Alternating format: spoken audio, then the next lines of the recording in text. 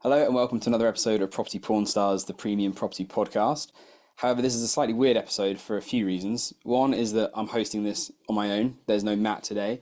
The second reason it's weird is that we're not in Canary Wharf. We're actually in my parents' house in Dorset on a bank holiday Monday. And the third reason this is weird is because this episode's got absolutely nothing to do with property whatsoever. So if that's not your jam, please feel free to tune out and do something else. But I'm doing something a bit different today with someone who's a special guest in a very different format, and I think it'll be quite an interesting conversation that you might find interesting as something a bit different to the usual stuff that we talk about on this podcast and other industry podcasts. So I'm joined today by my brother, Sam. All right, Sam. How we doing? Yeah, all right. So the reason that we're doing this today with my brother Sam's got nothing to do with property. Sam is in the military, and earlier this year was given a pretty cool opportunity to do something a bit special, which only a few people have ever done, and that is to attempt a summit of Mount Everest. So that's what I wanted to talk about today. I'm doing this on my laptop, on my phone, on a pair of microphones that we've got here. We're not in the studio, so you'll have to forgive us if the sound isn't quite what it usually is, but I think we'll be all right winging it on Zoom. So what the plan is for today is kind of go through this in a bit of chronological order, because I haven't actually spoken to you about this very much. Like, I've asked you one or two questions about it, and the answers have been mental. So I'm quite keen to kind of get into some of this. And there's another reason that we're doing this that will kind of come out during the conversation today. So yeah, let's get into it. So, all right, Sam, so what do you do? What's your job? And how did you get this opportunity to have a go at this? So I'm in the army. I'm a captain in the Parachute Regiment. This opportunity came about really by, I suppose, being in the right place at the right time. So a stroke of luck whereby a guy who was setting up this expedition as an army expedition going up Everest approached me in the office one day and said, quite straightforwardly, "Do you fancy climbing Everest next year?" And I was like, coffee. Yeah. And off the bat, I just said yes immediately. No hesitation. No, don't know about that. No, literally, it had to be a there and then answer. Seriously? Yeah, because in the team he was setting up, his sort of second in command had just dropped out. Right. So he walked around from a volunteer who then turned out that he wouldn't be available at that time. So he was in need of someone who could kind of fit the bill. Yeah. Bumped into me, basically, Shit. in the office and said, "Are you up for doing Everest next year?" And I said, provided I'm not deployed or moved on by that time, then yeah, absolutely. That's always been a dream of mine, and let's go for it. But it had to be quite a quick answer there and then. So Literally on the spot? On the spot, yeah, which is quite crazy, yeah. That is mental. Yeah. And so you said, yeah, okay. Had you done much? Because I guess I couldn't rock up and do this, to say the least. Yeah. Had you done much climbing training before this? Did he know that before he asked you? The truth is, you wouldn't. We'll go into it, but you don't really need any prior experience. Mm-hmm. It certainly helps. Geth, pretty incredible guy. He had climbed Everest before, 5 years earlier. God knows how he had the appetite to go and do it again. So he'd already done it. He'd already summited Everest, yeah. In his time, he'd nearly been a professional cyclist and was a very, very fit, competent guy. And decided a few years back to try and set up an expedition, got kiboshed because of COVID, and then set out with this aim to take a team of soldiers from the Parachute Regiment to the summit of Mount Everest. So my place in that was the second in command of the team, which in a military sense is doing a lot of the inward-looking organisation and logistics and equipment, etc., etc. And then the key was to sort of try and pick out competent volunteers from within the regiment to go up, but crucially, younger soldiers that were going to prove to be, take this early in their career and then go on to great things later in life. If that makes sense, to sort of give them the opportunity early on that they'd never be able to afford or conjure up themselves in their busy lives, and then take them to the summit. So really, from zero to hero, part of the 12-month pipeline leading up to this was a pretty rigorous training program. so a lot of cardio, which Yeah. is a bummer. Yeah. Like very long sessions on the bike, very long runs, etc., etc. A summer training camp in the Alps, a winter training camp in Scotland, which is grim. Yeah. That. Yeah. And then a taper off going into April this year when we set off for the expedition. Okay, so let's fast forward to then. So you set off for the expedition, and you're on the way there. I gather, even am I right in thinking that even the landing of the plane into Kathmandu is a bit sketchy? It's not like Yes. a proper sketchy airport. Yeah, Kathmandu itself is the most like precarious airport in the world, I think. I think it doesn't have something to do with like auto guide for the pilots. They always just thumb it, and it's crazy. There was a crash there recently. I don't know if you saw. Yeah, it. There yeah, was I saw, actually, yeah. yeah, it's carnage. And all of Kathmandu is amazing. It's great, but it's like a big sprawling Asian hustle and bustle city. Yeah, But it's all chaos. yeah, So that in itself is an experience. yeah, I bet. And then so land in Kathmandu, get some stuff together, and then you trek to base camp. So we got a small Cessna type plane Yeah. from Kathmandu, about 45 minutes northeast up into the valleys, Yeah. to a place called Lukla Airport, which is your Indiana Jones Is that style. the proper mental airport? Yeah, that's the off the edge of the cliff Yeah, airport. yeah. That's insane. Yeah. So you come in and just pray Yeah. that this pilot has, and they are really, really good pilots. They screech into the runway. They have like no room for maneuver. Yeah. And the workhorses of the valleys, these little B-3 helicopters, Yeah. are buzzing in and out like flies. So you just hope, basically, Not in the way. that you're not going to smash into one. So we land there, and then Lukla Airport is the start point for the base, the trek into Everest Base Camp, Yeah. which we did as our acclimatization phase. Okay. Which some people either skip that out completely if they're like high flying, high paying clients Yeah. for Everest, or they rush it. But we took about 2 weeks to slowly acclimatize on our way up. Okay. So Lukla Airport, I think, sits at like 1,800 meters, and base camp sits at. If there's any Everest nerds out there listening, they're going to hate me for not knowing the stats, but I think it's at like About 5. it's about 5,300 something, I Yeah. think, but it's pretty high. It's high enough to suffer with altitude sickness. Yeah. So from Lukla Airport, you go through all these nice little villages in sort of quite, I don't know, mountainous, jungly areas. It's really nice. It's like a good trek. It's a well-trodden trekking route, obviously. But you go through some amazing places, and that in itself is a really fun experience. Yeah. And we took it super slow, as in walking really slowly and only doing about 3 or 4 hours of trekking a day, and then sitting in these tea huts in these villages, just drinking brews and Acclimatizing.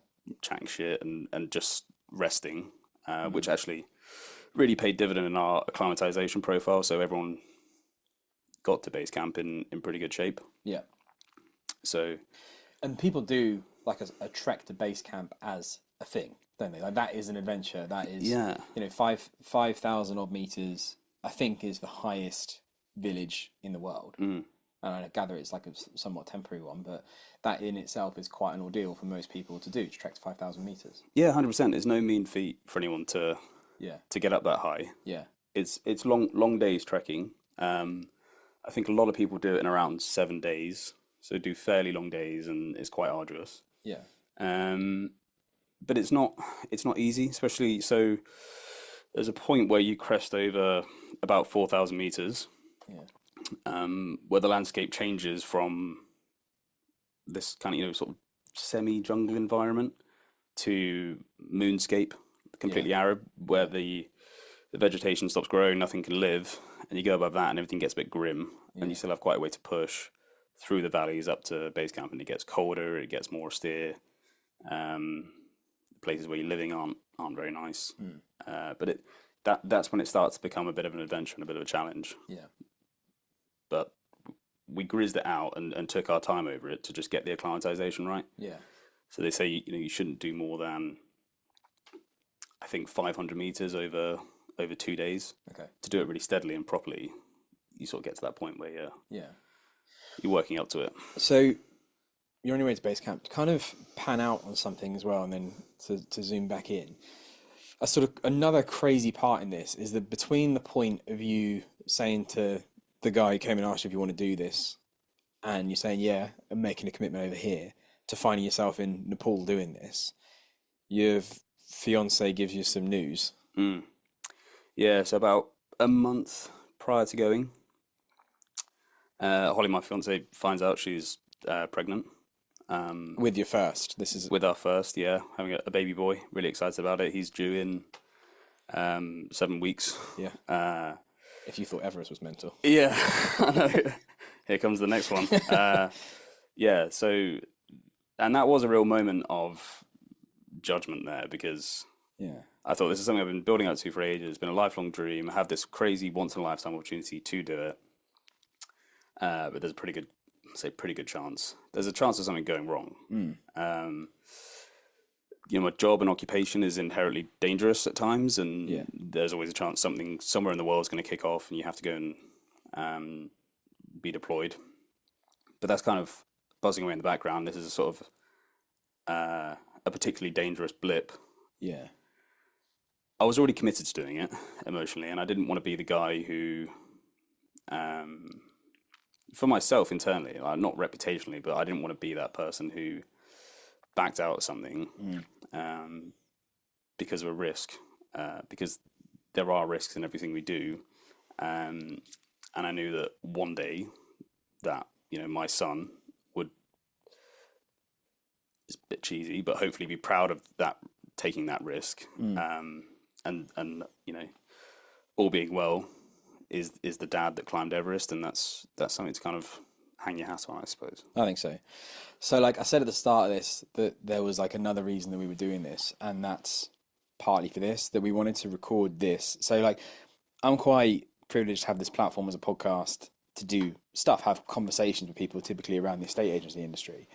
But I wanted to do, it was my proposal to do this with Sam, because while it's quite fresh in your mind as well, because firstly, it's quite hard to actually have like a proper conversation about something like this. Like you and I are testament to the fact that it's been like 2 or 3 months and we haven't actually talked about it. And then also the fact that we can do it while it's fresh in your mind and it's then recorded, that one day in like 10, 15, 20 years or whatever, your son might listen back to this to actually understand what happened and what you went through. And that's pretty cool, provided podcasts still exist and it's not like a fucking VHS tape or something that's obsolete in the corner somewhere. Yeah, society's gone, and for some reason he's listening to this in his igloo. Yeah. And that's like, so I said if you're not interested in this, don't listen to it. I'm fine. I think there's really like our target audience to this is literally one person as it stands in a minute. Yeah. And if they listen to it, then this has been worth it. And I'm listening to it now, which makes it worth it for me too. So it's quite a crazy thing that like but I guess the difference between this and then your job is that you're intentionally putting yourself kind of in harm's way, which is over and above what you're paid to do as your job. Yeah. And being the positive guy I am, I looked up the death rates on Everest because I thought that'd be a fun thing to do.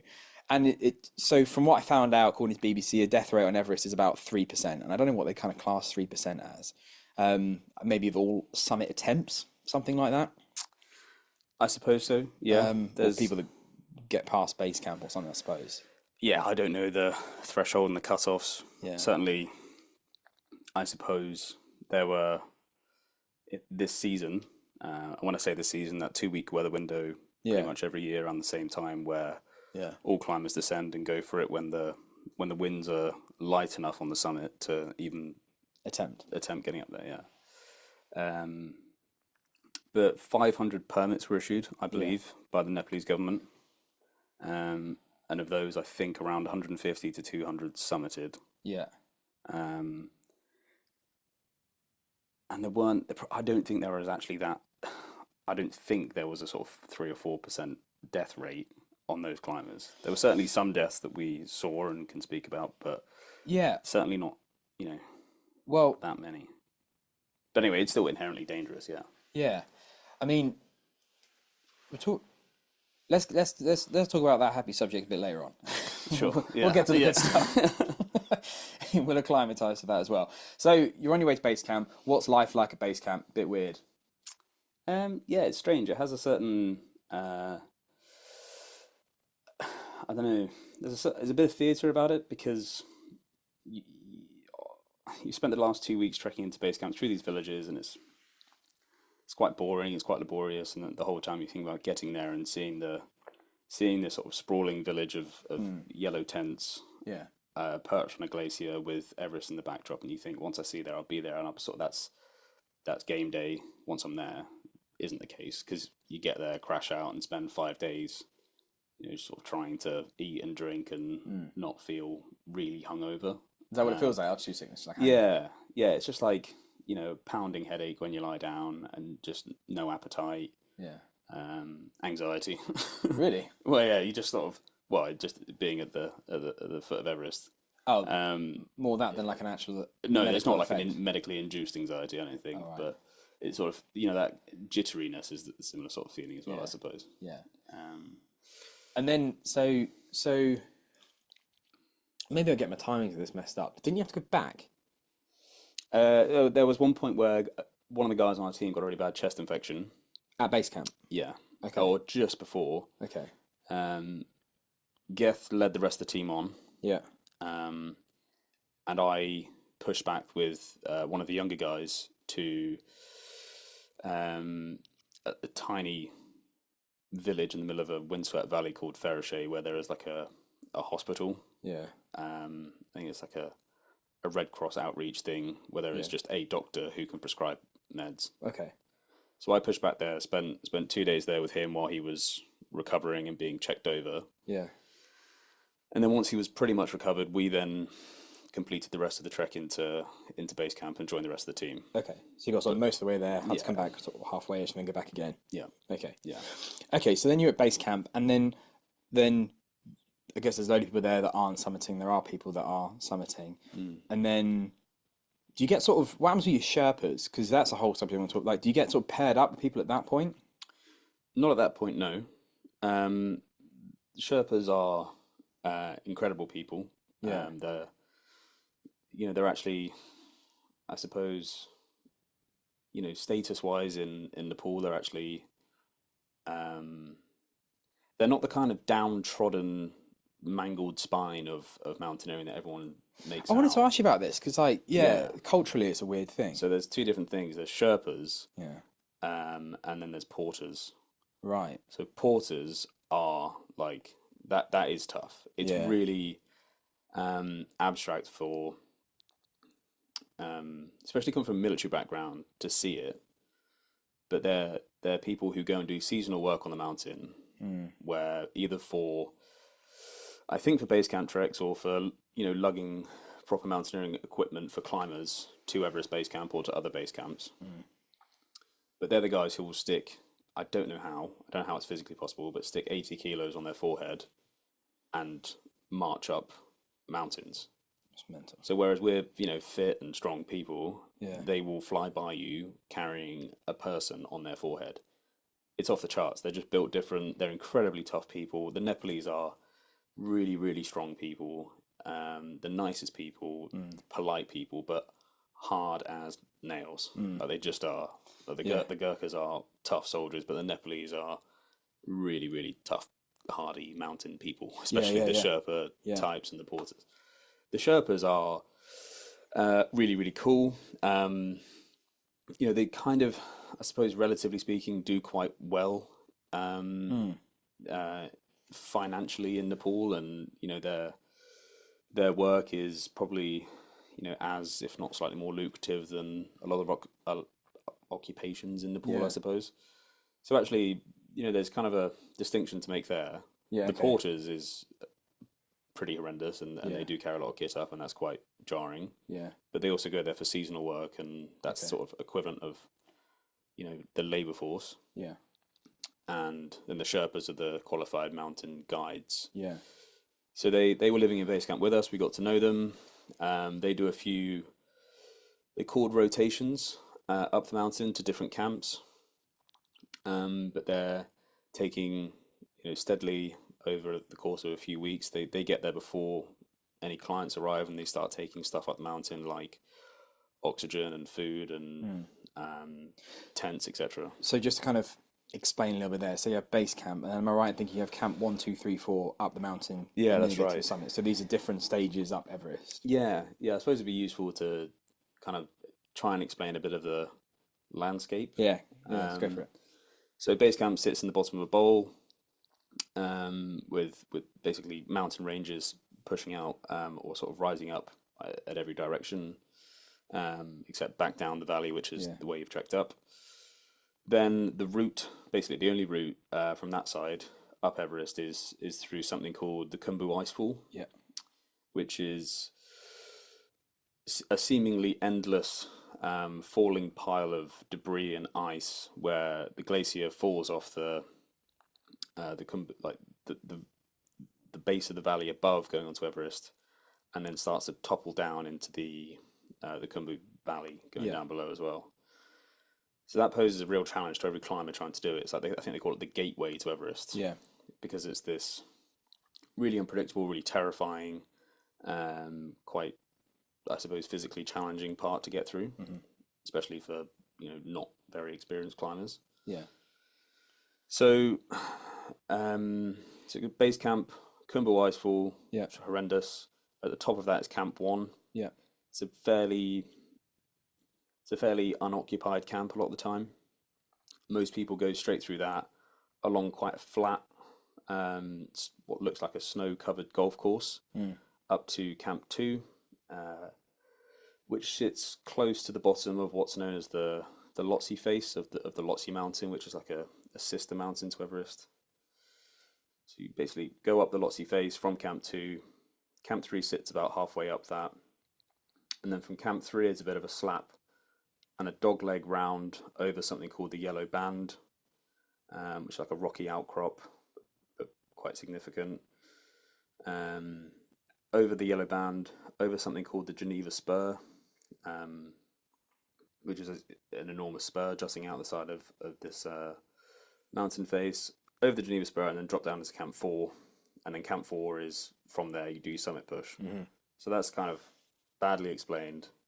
Anyone could kind of look up a picture of the Everest route, but that's the route, and that's the kind of the fixed route, the only route you can do, and that's where everyone goes up. Okay.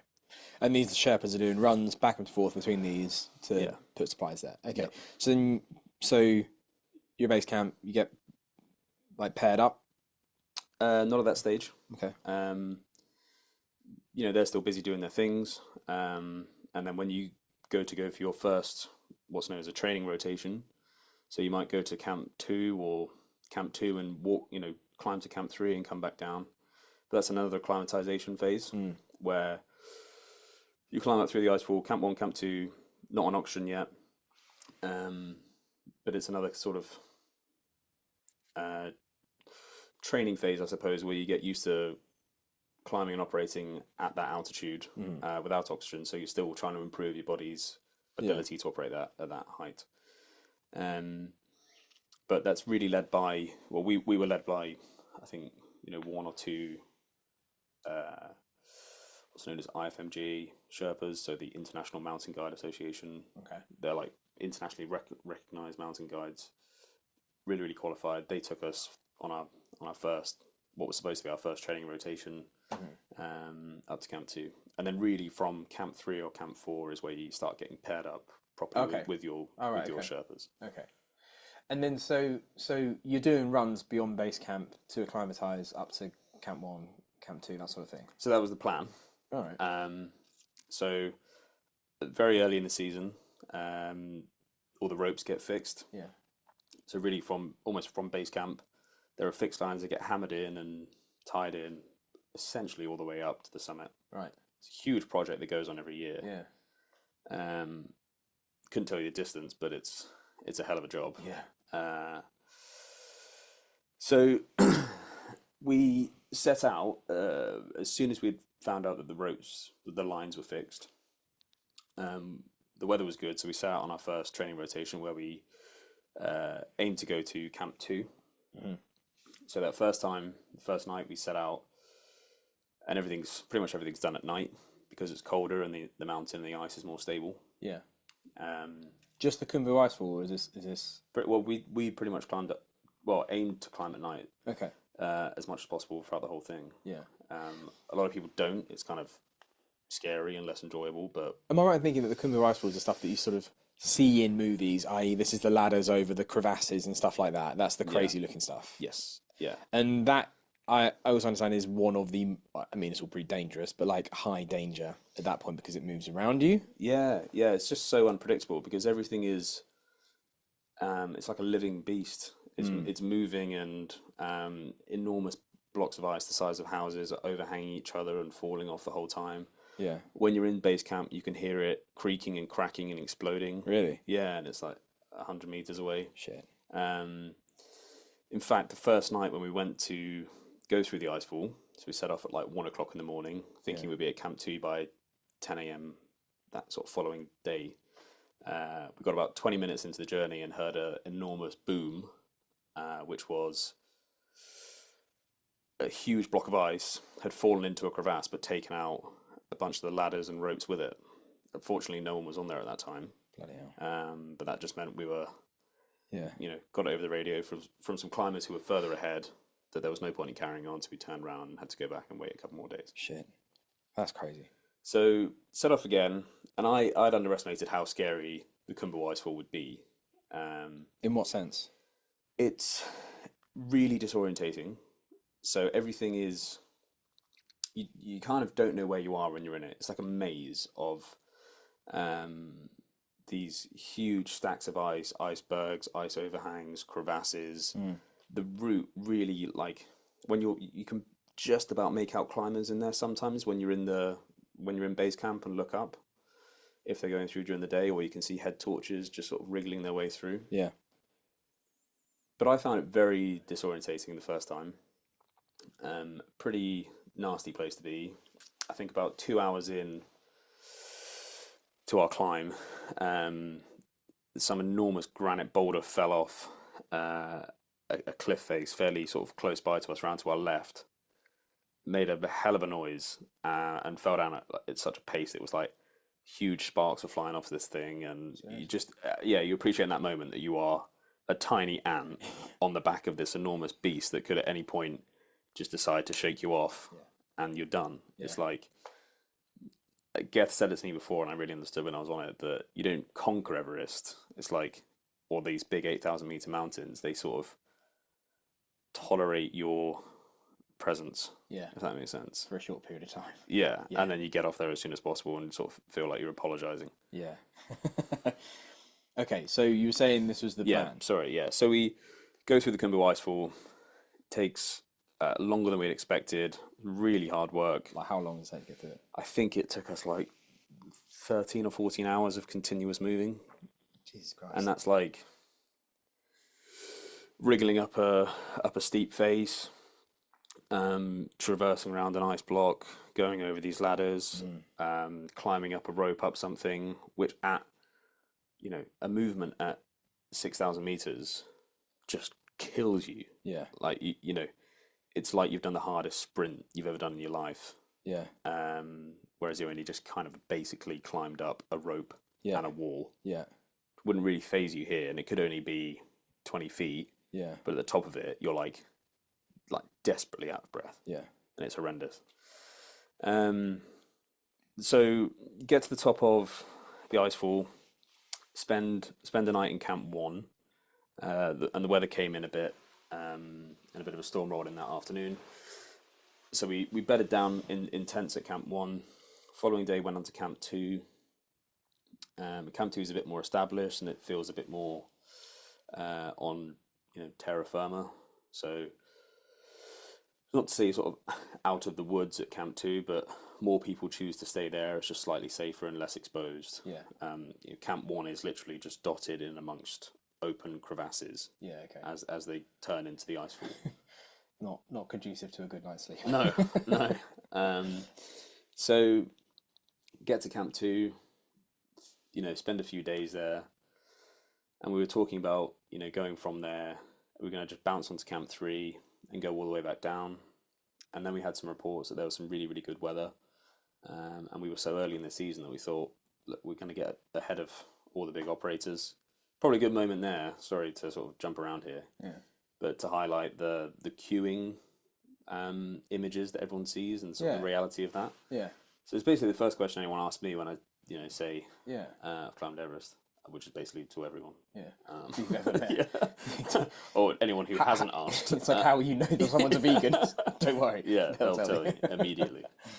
So, yeah, that as I mentioned earlier, there is about a 2 week weather window, might be slightly longer or shorter depending on the season, where the essentially all of the people that are going to climb Everest that year are going to go up in those 2 weeks or so. There are a number of operators, so Sherpa operators who operate out of base camp and take people up, and then of those there are some smaller ones. We went with a company called Ascent Himalayas, who are a really great, really professional, really kind company who took really great care of us. And they had about 13 Sherpas on the mountain at any one time, plus a bit of support staff. But then you get some huge operators who will take around maybe 50 clients. Then just so happens that sort of mountain logic dictates that at some point in that season, normally the council of Sherpas will agree that there's a certain day where the weather looks really stable for maybe 48, 72 hours, and then you get a bit of a rush. And I think there's a bit of a commercial aspect where this big operator doesn't want to be sat in base camp while these guys are getting their people up the mountain, because for them it's all about summit success. Yeah. So they all tend to go on the same 1 or 2 nights. Okay. It is a bit controversial because it ends up having way too many people on the mountain at any one time, but only over 2 or 3 days. Of a 2 week sort of season. Yeah, essentially. So, and we saw it firsthand, but we were very deliberate to avoid it, and it played into part of our planning, which was that when we were at Camp 2 and we saw the weather window had opened, we were like, right, the team's really strong. We've got everything we need. Everyone's good to go, and everyone's pretty keen to get this cracked and get to Foxtrot. Yeah.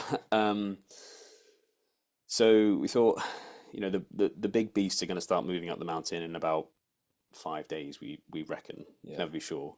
We thought if we can really get up and down before they're even on the hill, that would be gold standard. So let's go for that. Yeah. So we went to Camp 3, and we're sort of at Camp 3 going, yeah, everyone's really strong. Everyone's good to go. How from Camp 2 to 3? How does that compare from sort of base camp to, because Camp 3 is 7,000 meters, right? Something like that. Yeah, about that. How does Camp 2 to 3 compare to base through Khumbu 1 So 2? yeah, it's not really a technical climb. There is a few little snaggy bits where you're sort of traversing through bits, but a lot of it is just one foot in front of the other, climbing up the hill on these fixed lines with the ascender handheld things that you see. And it's more of a like a physical endurance phase. Yeah. Camp 2 to 3. It's also where a lot of people decide to put on oxygen, because Camp 2 sits at around 6,000 meters. So 6,000 to 7,000 is quite a jump. Yeah. Even at Camp 2, you are feeling a bit rough. Because for context, I made note of this. For context, Mount Kilimanjaro, which is like big expedition people, very difficult, whatever. That's 5,800 meters. So like you're about to go on a hike, from Mount Kilimanjaro, the top of Mount Kilimanjaro, past the top of Mount Kilimanjaro. Okay. Yeah. So you go from 2 to 3. Yeah. Okay. So about halfway through that, we don oxygen masks just to make sure everyone is, not completely wiped out by that change in altitude. Yeah. On quite a low oxygen consumption setting. Do you have to like ration the oxygen, or is there just so much out there that you just take what you need? You do have to ration it. There's only so much that can be carried up there. Yeah. Carried by you and carried by any Sherpas. Yeah. So you do have to be sensible with it. It kind of works. So it's not like scuba diving where you take in what you need. You just kind of set it on a flow rate, so it's constantly coming out, just at different intensities of oxygen release. Okay. So from Camp 2 to Camp 3, we were on a pretty low, I think like 0.5, and the highest is 4. So we're on like low oxygen supplementation, but again, all feeling strong, and weather was great. So blue skies. It's actually really hot in that valley. Yeah, there was some, I heard like, is this the frying pan? Mm, Yeah, and I really watched. is. I purposely didn't watch anything or read anything about any of this until you'd come back down from it. But I watched the Made in Chelsea guys thing, and it was quite interesting. But he was saying like people get like sunburn in the roof of their mouth from the sun coming off the snow, and then back up into your gob, and then burning you up there. Is that so? You talking about, is it quite hot there? It's really hot because it's a bowl and it really catches the sun. Yeah. Catches the sun at altitude, and then everything's reflected by the snow. Yeah, So it's just nothing, and it's not very windy most of the time. yeah, So it can turn into a really almost desert environment. yeah, And then you always set off at night. So by the time you reach your next destination, it's early hours of the morning. But even by then, it's you might be wearing your down suit trousers yeah, and just a thermal layer and everything else in your rucksack. But that is like incredibly hot. It feels like semi-desert environment. Yeah. Because the sun is so intense. I remember we used what are they called? Something sticks, sun sticks. But what surfers use. Oh yeah. Like so Like the like white yeah, stuff, like yeah. cricket players. Yeah, So yeah. we wouldn't sweat it off. Yeah. But it just goes to show like how hard you're working, how sweaty it is. It's all pretty. And this is like Pretty 7,000, 6,000 Yeah. meters. That's nuts, isn't it? Yeah. And so just sort of pause, like just a bit more like general information, like what are you eating? How are you eating? When are you eating it? What's going on with all that? Yeah, so we have at Camp 2, we had a little like support kitchen, Yeah. because that's when you're on the mountain, that's your sort of main point of accommodation, I suppose. So they'd cook up a lot of dal bat. Yeah. Um, Like dal, as in like we yeah, dal, like lentils and like a lentil soup and rice and a lot of that kind of stuff. Yeah. And porridge, a lot of porridge and eggs for breakfast. And then more dal bat, I think. But as much as you can cram in, and then clearly we took up our own supply of snacks and whatnot. But you do have a limited appetite up there. Yeah, because of the altitude sickness. Yeah, yeah. And then squeamish listeners, turn away now. Where are you shitting and stuff? What's going on there? Yeah, yeah, good How question. does that work? Yeah. Everywhere apart from Camp 2, Yeah. you poo in bags, Yeah. and then you have to take the bags with you. Yeah. Sort of mercifully, it's more than likely frozen in your bag. Yeah. On the way until you get back onto the frying pan. Yeah. But it is, there was articles came out this year I saw about Everest that everyone was shitting everywhere, and it's a mess up there. Yeah. I'd read a bit about that as well. Genuinely didn't find that to be the case. Did you not? No, just side note. Everything was pretty much fine. Towards the end of the season, things are a bit messy, but then there's a cleanup operation every year. Yeah. Okay. But yeah, So let's carry on the story because Yeah. you're pushing on somewhat unexpectedly. yeah. to So 3. okay, so we basically find ourselves at Camp 3 on what was meant to be a training rotation. It was a pretty bold move on an Everest climb to say you're on a training rotation and just think, oh well, balls out, let's go for it. Yeah. But the weather window, the mountain conditions, the lack of anyone else on the mountain, Yeah. encouraged us to go for it. And this wasn't particularly, I don't know, blind logic. No. We did have a really experienced Sherpa team and base camp team advising, had guests who had climbed it before and a number of other 8,000 meter peaks. So we got to Camp 3 and we just said, look, we've got everything we need. Let's go to Camp 4. If we get to Camp 4 and have to come back down, that's a great training rotation. If we get to Camp 4 and do a summit push, hurrah, let's go home. Yeah. So that's what we did. So we went from Camp 3 straight to Camp 4. Yeah.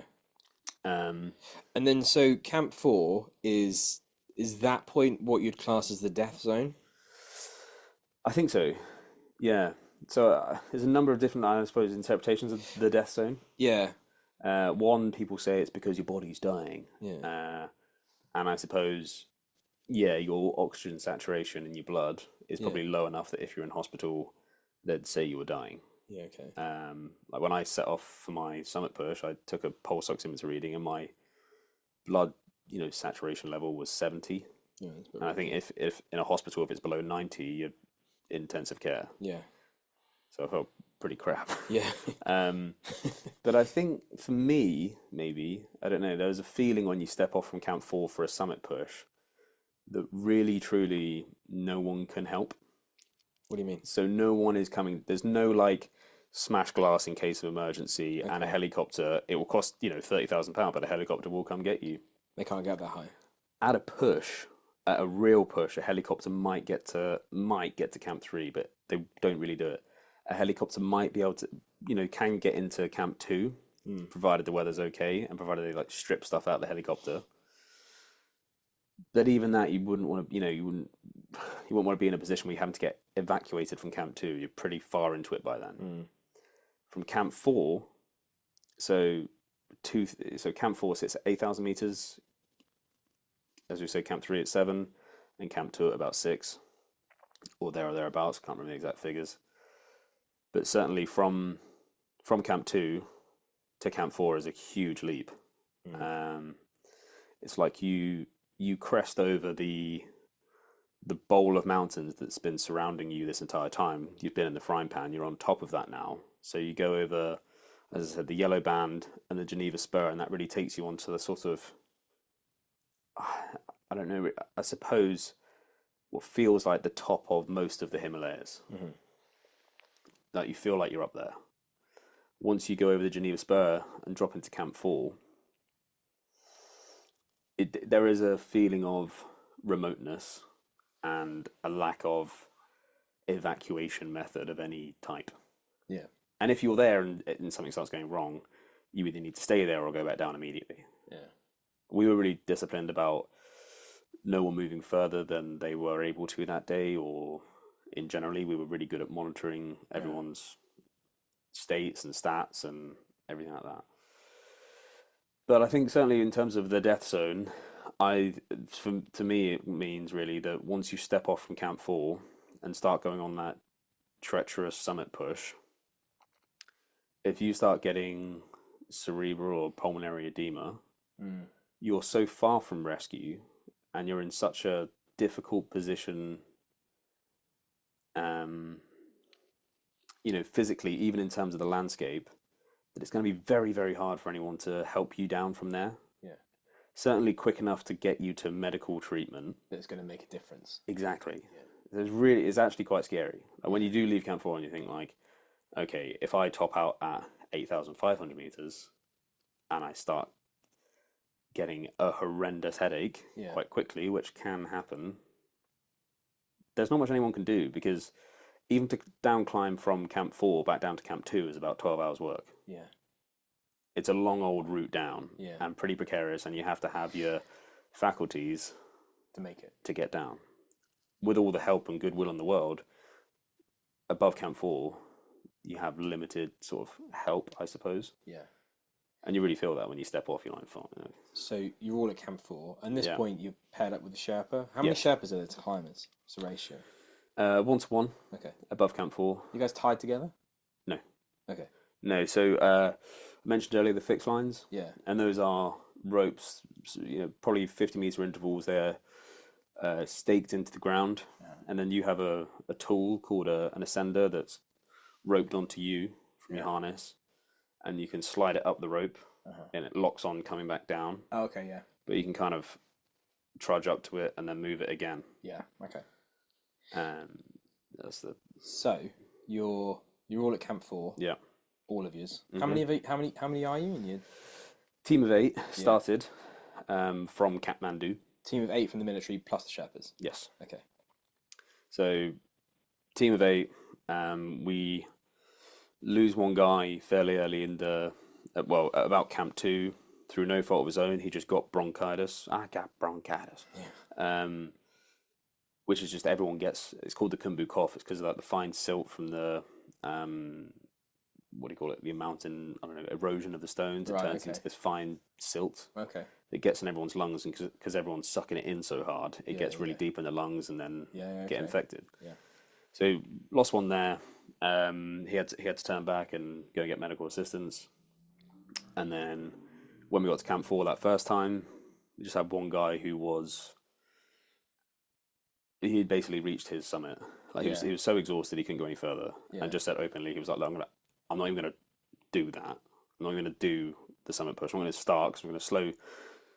A really good judgment on his part, to be fair. He's a young guy. He's 22 years old. Must be incredibly hard to like make Oh that call. man, like you've done. heartbreaking. Yeah. Yeah. But I think truth is, it does kind of like strip all the bullshit away, Yeah, yeah. and there's no ego. It's just like, I can't move. Leave me here. You know what I mean? And people just reach that level of exhaustion at their own rate. Yeah. He did. So we left him with, you know, care and assistance and as much oxygen and water and food as he could take in at Camp 4. Yeah. The rest of us cracked on for a summit push. Yeah. And so, sorry, just to sort of paint the picture in a bit more detail, left Camp 3 at about 1 o'clock in the morning, got into Camp 4 at about 10 a.m. that morning, that same day. So just as it was getting light and mid-morning, we got there and crashed out. And then the way we wanted to do it was to obviously climb overnight, so everything was as cold and stable as possible, so most people do. So we left at around 5 p.m. that evening. Right, okay. It was a bit of a man test because you get in, and it's not like that's tomorrow's problem. It's like later today we're doing another marathon, basically. Yeah. So it's quite tough on the old noggin. Yeah. Because you get in there, change your socks, have a brew, have some water, maybe sleep for an hour or so on oxygen, which is tough. Yeah.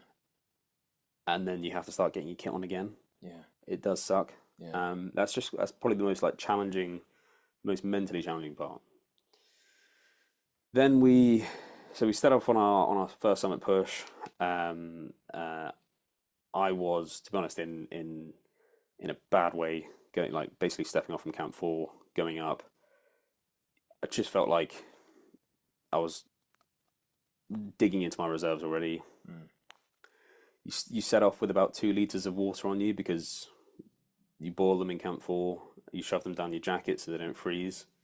And then when you take a break, you take a swig and put it back in your jacket. But they still freeze, even in there, even inside a down seat. And then there's as much sort of snacks and stuff as you can take. But even that was,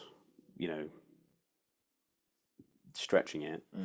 So, I probably, through lack of discipline, probably burnt through 2 liters in about 4 hours. But a summit push and back down can take about 16 hours. So I was like, oh man, I'm in twists.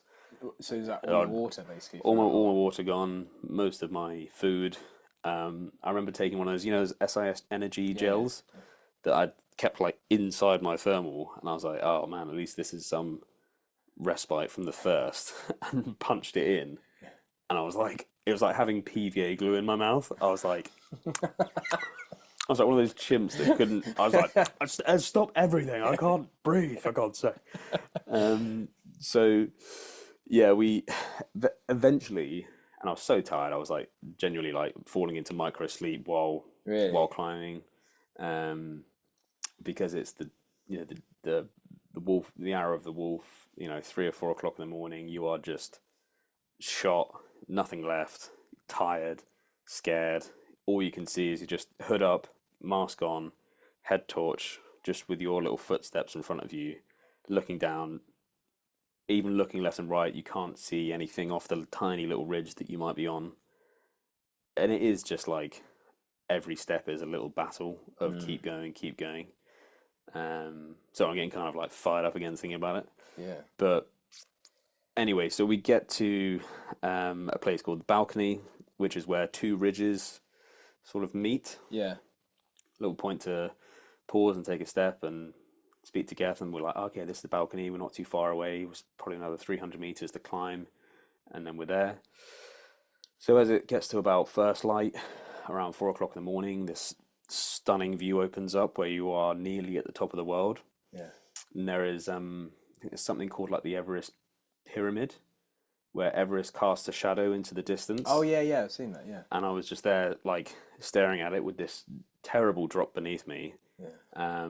Just on crampons, just looking out at this Everest shadow, thinking this is absolutely surreal. Yeah. You're at that view that you only ever see out of a plane. Yeah. But you're on terra firma, and you're like, I shouldn't be here. Yeah. It's so weird. Anyway, so we carry on, wiggle up through, get to somewhere called the South Summit, which is the summit of Everest sits on a ridge line. Start of that ridge line is the South Summit, and the summit is probably 150, 200 meters, mainly lateral movement along this ridge. And we're at the South Summit. As it's getting light, we can see that the winds are coming over and the In weather's... terms of elevation, you say it's 150 meters worth of movement. What's the elevation difference? I think you're probably less than 50 meters below the summit. 50. Yeah, if that. Yeah. I don't know how much, I can't remember really how much climbing up there is. You wriggle along the summit ridge, Yeah. over the Hillary Step and the things you hear about, Yeah. but it's just a walk along a ridge line basically, and then you're there. There's like this iconic. Yeah, I've seen the photo. Yeah. But us being at the South Summit, Is that where that photo was taken of you, by the way? yeah. Okay. All right. Yeah, where I'm like, I was so nearly there. Yeah. And that's where I was like sat there looking out at this shadow. Yeah. We start, getting radio chatter from base camp saying that the winds are picking up on the summit. They're rolling over from, I think, the northwest, so we were covered from them. So it felt like a glorious day from where we were. The winds had changed, the forecast had changed, or not been true to its word. And the winds were blowing over, and we could see the snowdrift pushing over our heads, essentially. Where the wind was put, so the wind picked up so much it's pushing the snow off the top. Yeah. So I don't know the exact mile an hourage, but such strong winds that, if you go over, you've got a pretty good chance of piling in through either exposure or falling or getting blown off course or something. So I come back down and speak to Geth quickly, and we make a decision, and we have to really think about it because we can't really stay where we are. Can't just sit and wait on Everest and have a picnic. Can't go over the top and summit because it's too dangerous. So the only option is to go back down. And then we think, the team's so exhausted, there's not enough oxygen to do another summit push from Camp 4. If we go down, we're going to have to go all the way down. And I mean all the way down to base camp. So it's a really, really tough call. Talked that through with Geth. Ultimately, we made the decision to go back down because we said from the outset that the safety of the team, bearing in mind it's an army team, was more important than summiting, obviously, but that really isn't the case for everyone. Yeah. That being said, we passed 2 Mongolian climbers on their way up as we were coming down. Those are the two that... Yeah, we even said to them, we're getting it over the radio, you can see, don't go up at the moment. It was still about 5:30, 6 o'clock in the morning. And they were like, no, we're going to crack on, we'll be fine. And apparently they didn't make it, so they died later that day. Fucking hell. So just kind of... So you've gone through like 8,000 meters of vertical ascent through all of that hellscape, and you're there. Yeah, I think about... So the summit of Everest is 8,848. Yeah. And I think we were at probably 8,800. Shit. So within like a literally real spitting good distance. stone's throw Yeah. of the summit. Well, probably not in that wind, but borderline touching distance. So tantalizingly close. Like and as well, I suppose even making decisions while you're in that kind of environment must be horrific. But like to have made the decision at that point to go all the way back down again, and like when you're making that decision, is there any talk about trying again, or is that like, well, we tried, that's it, you get one shot? Like, how does that work? Yeah, at that time we didn't think. We were a bit bummed out because we thought we overextended on a training rotation. We've delved into our reserves of oxygen to try and get this done quick. Yeah. The mountain gods haven't been kind to us here. And now we know that if we go down, there's very little chance of giving this another go. Yeah. But we know we can't stay there. We know we can't just go and recock and go again from Camp 4 because there's not the resources. So we're gonna have to climb down, go basically straight through Camp 4. Yeah. And then continue all the way down to Camp 2. So that in a day is like setting off at 5 p.m, getting to the summit 12 hours later, about 5 a.m, and then climbing all the way back down all that day, like pretty brutal on the body. Yeah. Get back down to Camp 2 at around 8 or 9 o'clock that next evening. Fucking hell. Yeah.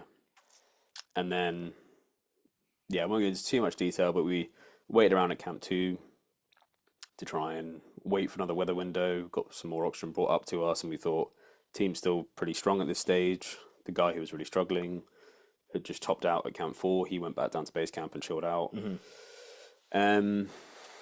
But we stayed there for, yeah, we're above 6,000 meters for the best part of like 11, 12 days. It's pretty rough on the body. Like, you just deteriorate. You're always in a calorie deficit. You're not getting enough oxygen. Everything's just kind of shutting down. Yeah. So we have to make a pretty brutal decision to go back down to base camp. Geth, the team leader, managed to make some calls and some arrangements. We ended up getting the team extracted back to Kathmandu. Oh, this is the video I saw when you're in the helicopter Yeah. flying over the base camp. Yeah. It looks like you're flying over the moon. It's Yeah, crazy. yeah. And those little B3s are terrifying. It's just single engine,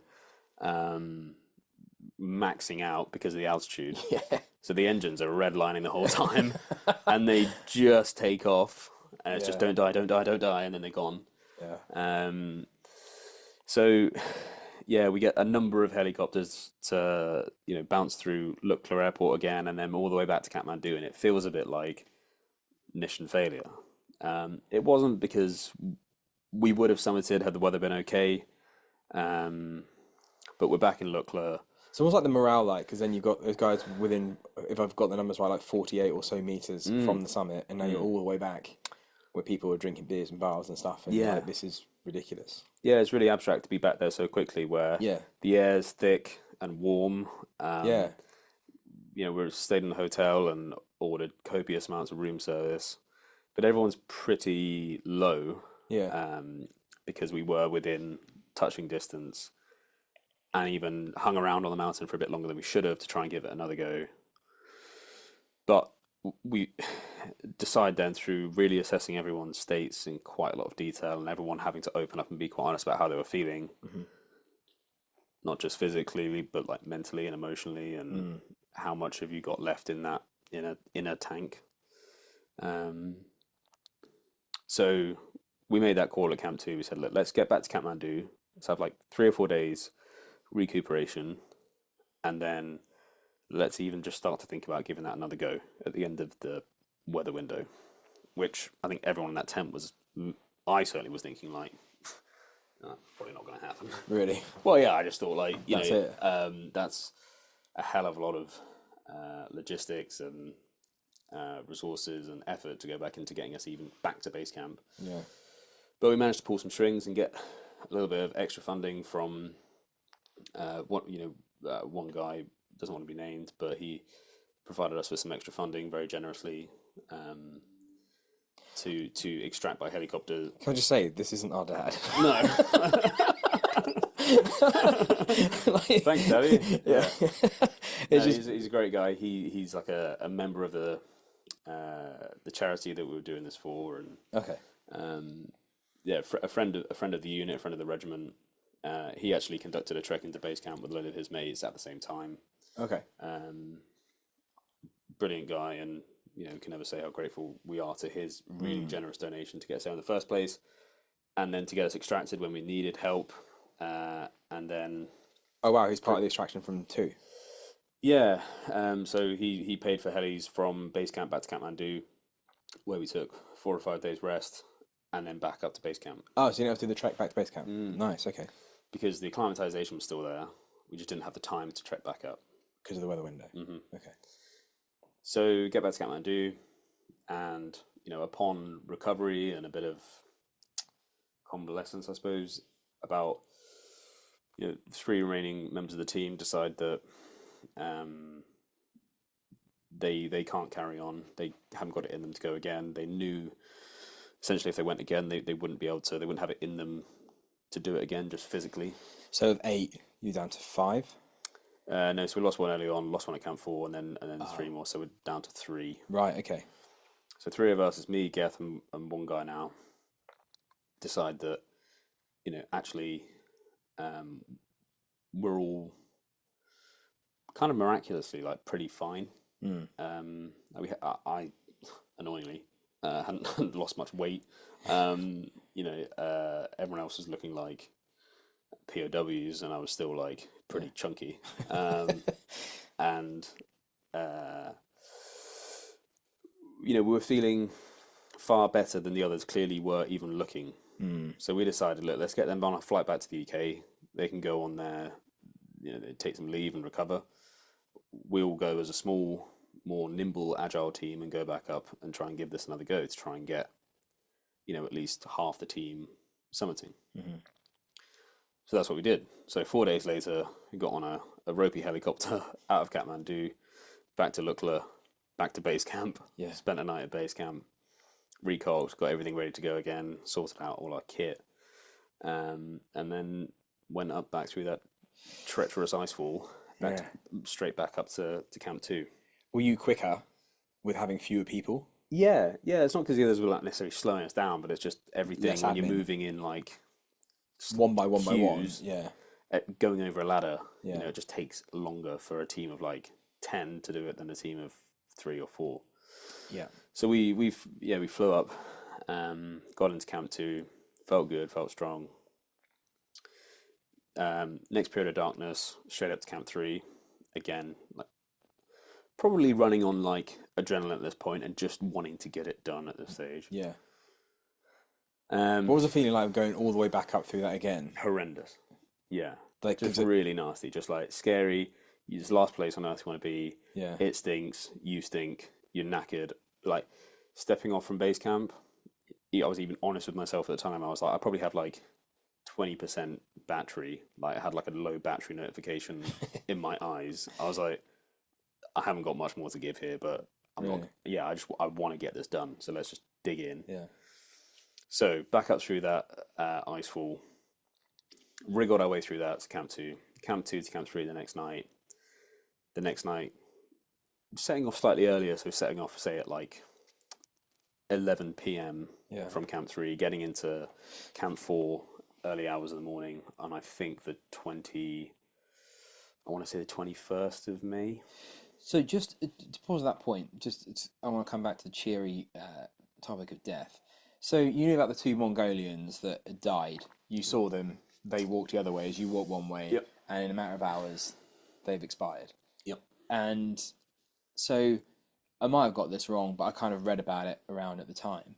In the 48 hours around your summit, I think 6 people died. Yeah. There was 3 Sherpas, a Kenyan, a Romanian, and a Brit. Yeah. That was not a nice notification to read. There was a British person that died. Half of these are still on the mountain unrecovered, and then 2 Mongolians died the week before, so that makes sense with what you were saying there. And there's like a number of ways to die on Everest. Turns out, I wrote this down from what I read on the internet. You can disappear, which covers a lot of the outcomes. Yep. Fall exposure, altitude sickness, high altitude cerebral edema. Serac, is that these ice columns? Yeah, Serac, so like big blocks of ice that aren't supported and just fall. Yeah. A Serac collapse, crevasse, exhaustion, hypothermia, cardiac arrest, respiratory events. Mm-hmm. That doesn't sound like a birthday. Avalanches and earthquakes, of course. Right. So you knew about all of that. You knew the Mongolians had gone the other way, had died. Yeah. Like, how does that play into the way you're thinking and feeling? Should we pause? Can we pause and just deal with the dog? Yeah, we could deal with the dog. Let's deal with the dog. Sorry. No, that's all right. So for anyone listening, the dog is an actual dog.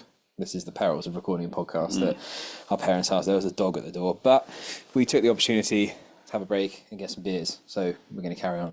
But the dog interrupted us at a very dramatic moment where we were talking about, you'd seen the Mongolians that had gone the other way when you'd gone back. They went for it and they died because they made that decision, which actually is just mental. Like, that goes to show that all things being equal, had you chosen that, you wouldn't be here today, which is, I know you've got logic and stuff in place, but it's a bit of a flip of a coin decision, which is literally life or death. Yep. And so how did that play into your mind? And then just talk about death, because I know it's morbid, but like this is kind of the point. And people talk about, you see all these different corpses on the mountain and the amount of people that die there. I think I read somewhere there's been 340 deaths or so in total on Everest recorded. And obviously there's a whole load of them that are still there because it's just almost impossible to recover a lot of them. And there's like, is it green boots or something? There's one of them that's like a landmark. Is this just a myth? Like, would you see a lot of this on the way up or down? I think, yeah, I think that one is a climber who's been there for a long, long time, who someone said they saw, but I don't know if they did.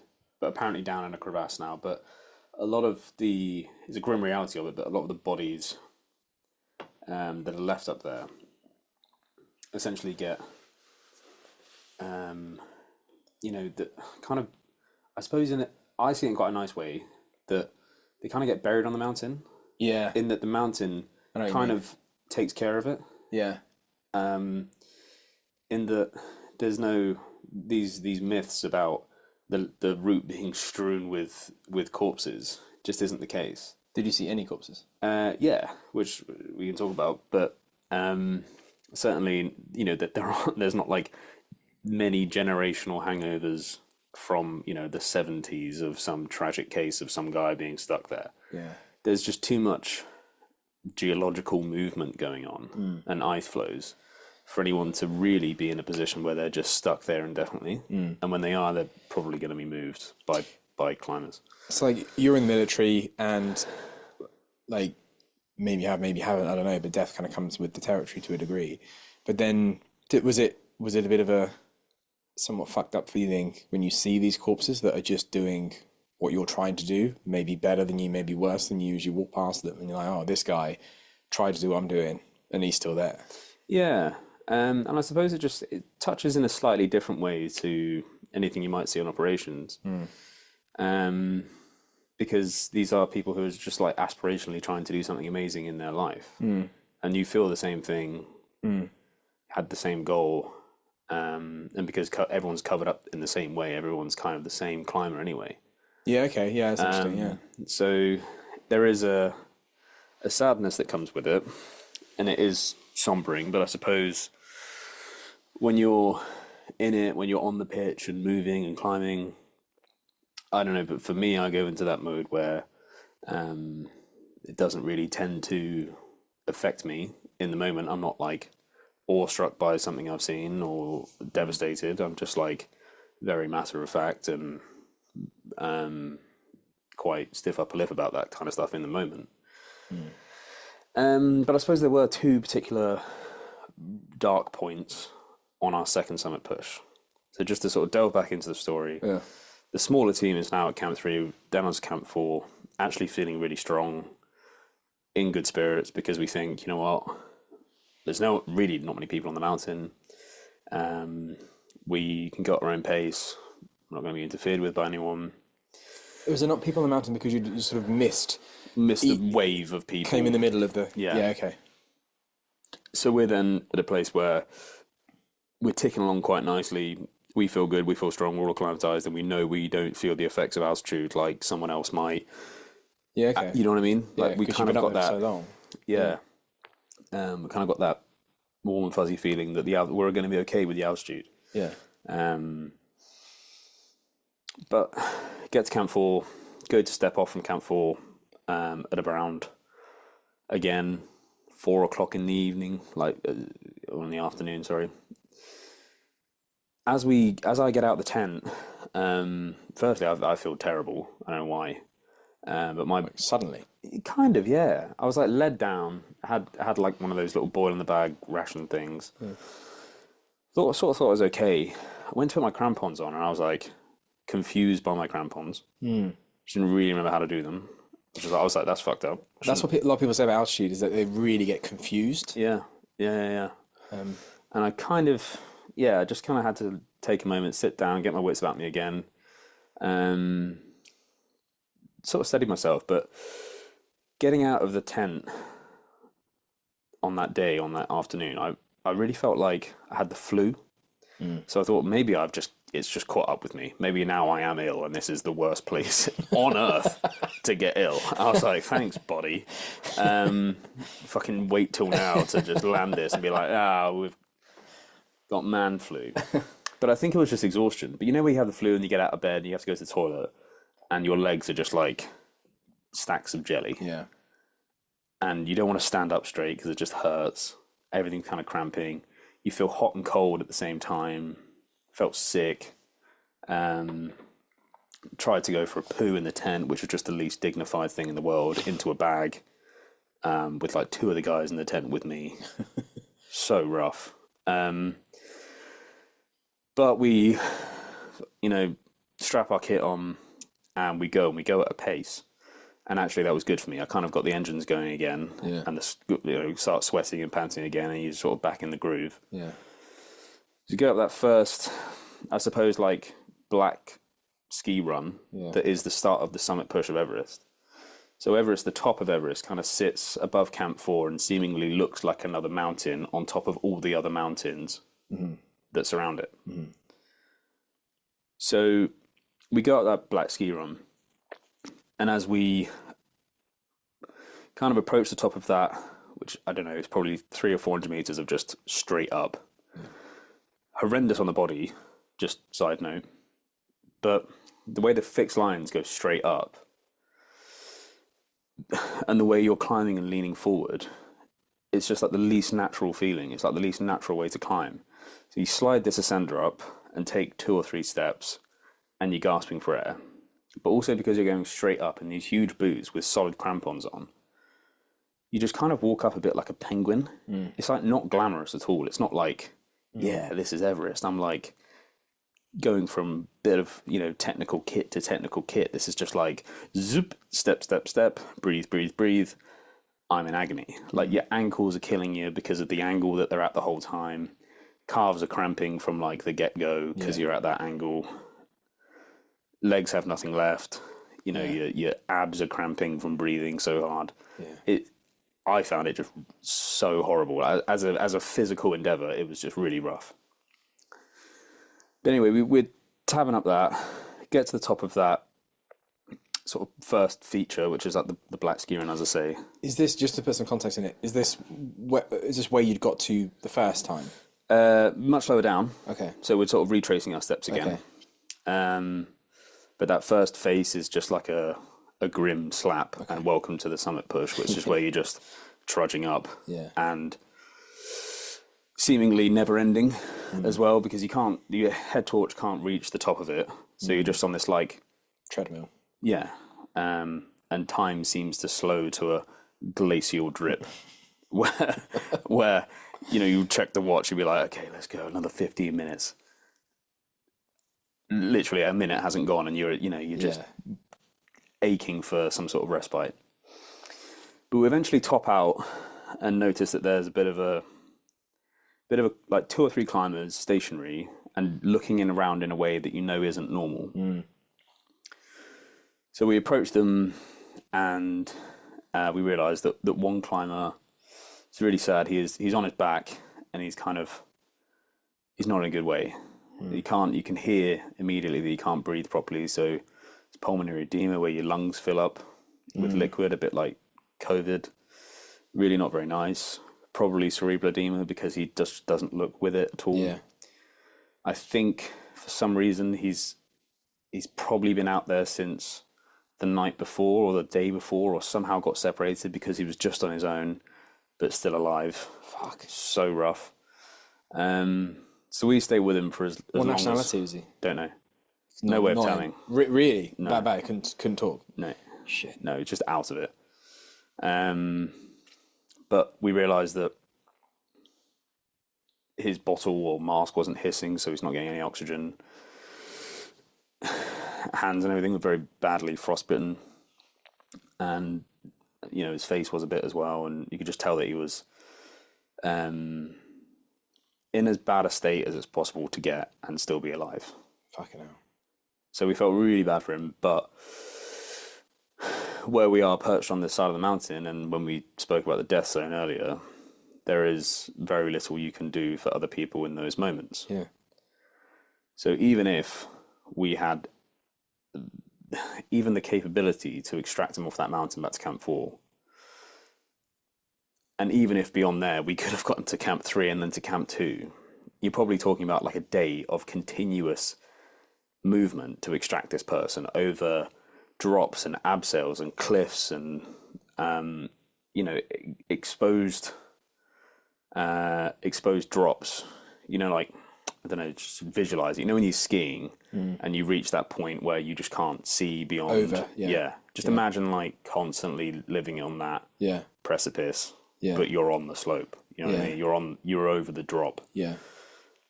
So we kind of know he's not ambulatory. We can't move him. So our team medic, who's a medic trained to a really, really high standard, gave him some drugs, gave him some oxygen, and we stayed with him for as long as we kind of safely could. But I think the sort of the drugs and the oxygen would have, sort of Giving him comfort. given him comfort over the threshold. Yeah. And like, I don't know, listeners might say like, you're a bastard for stepping over someone who's dying. And I had grand visions of going into it thinking, I'm a big, strong guy. If I see someone who's dying, I'll just chuck him over my shoulder, take him to the summit and back down, because that's the kind of guy I am. It's just not true. Like, when you're there, you are firstly like, scared for your own life at all times. You're precariously perched on terrain that humans shouldn't really be on and can't really function on either. Yeah. So the idea of extracting someone is pretty much impossible. So we did as much as we could for him. And I don't know if he was still alive when we left him or not. And that as well speaks to the death zone thing that we spoke about, which is you are dealing with life and death. You step off from Camp 4 knowing what everyone else knows, that no one's coming to help. Yeah. There's no cavalry coming over the hill. There's no helicopter. There's nothing that can really do anything at that stage. No. And that's a really scary moment. It's a really dark, really scary, lonely night where you're not really talking to anyone else. Yeah. You're just in your mask, in your hood, in the dark. Was there, like, or maybe it's unspoken, but so that guy was on his own, and presumably he was with a team. Is there like a rule or unspoken rule or explicit rule that like if you end up like that guy, the others carry on because there's nothing you can really do for the person anyway? Yeah, it depends on the team. So, for us, we wouldn't have allowed ourselves to get into that position. Right. So the moment, because you can catch it early. Yeah. So if someone starts showing the signs, like our guy did at Camp 4 on the first attempt, we wouldn't have let him go, let alone he not make the judgment to go. Yeah. So that's one thing. The other thing is, if you go with these other operators, you might be with 50 other climbers that you don't know. And even if they really, they were your best friend, there's probably not much they could do for you. No. So if you sit down and this does happen, that you can, and I've kind of felt it a few times, like you might sit down and think, oh, it's good to take the weight off. And then 2 minutes later, you're thinking about being back, having a pint, and you'll be asleep and you're like, what?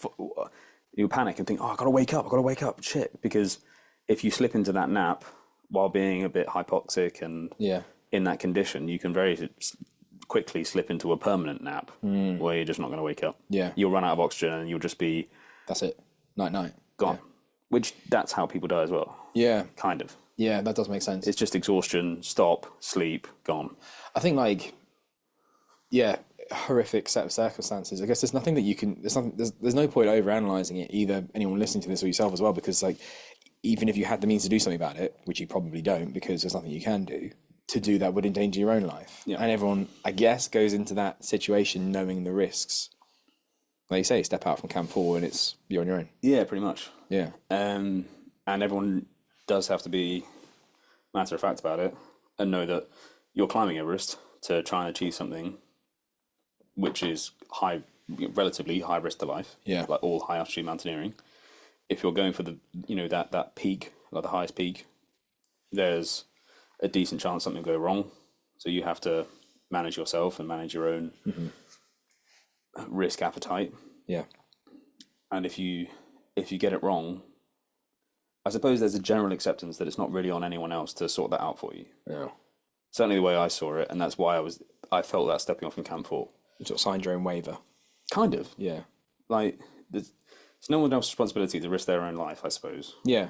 to get you out. Everyone's doing it anyway for their own thing. So certainly within our team, we wouldn't have let it get to that point, and we didn't. We're really, really robust about that. But I suppose for other climbers, they make their own judgments, and if they get themselves into a state where no one can help, that's it. I don't want to sort of jump ahead of the story, so don't answer in a way that does. But you went past this bloke, and then you came back. Was he there on the way back? Yep. Shit. No. Yeah. Yeah. Well, that's it then. Yeah. Covered in snow and pretty dead, and we stopped and had a moment. Yeah. Best I could, said a little prayer, and That's it. went on our way.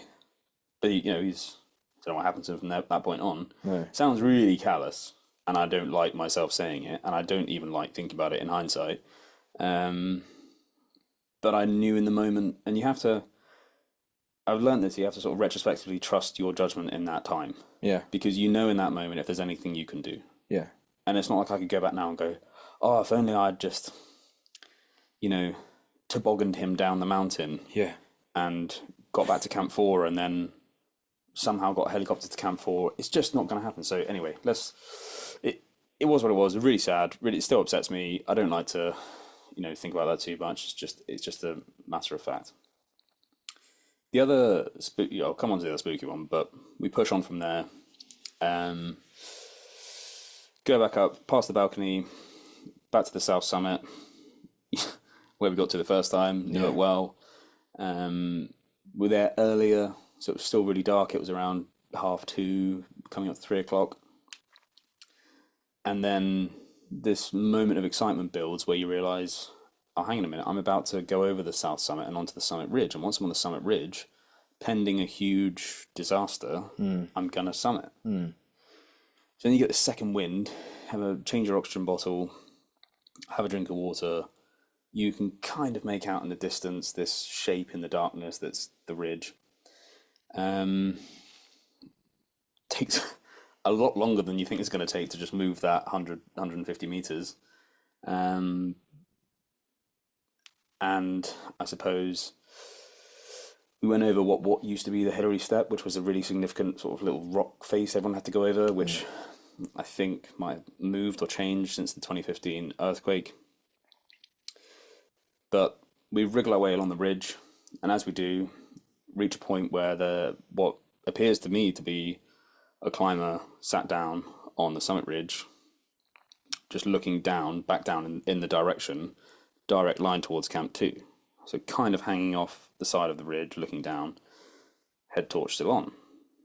So I'm like, well, that's really strange.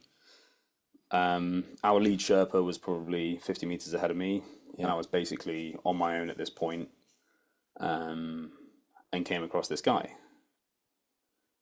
And I had to, step round with this 2,000 meter drop there basically clipped onto a rope here, lean round and check what was going on.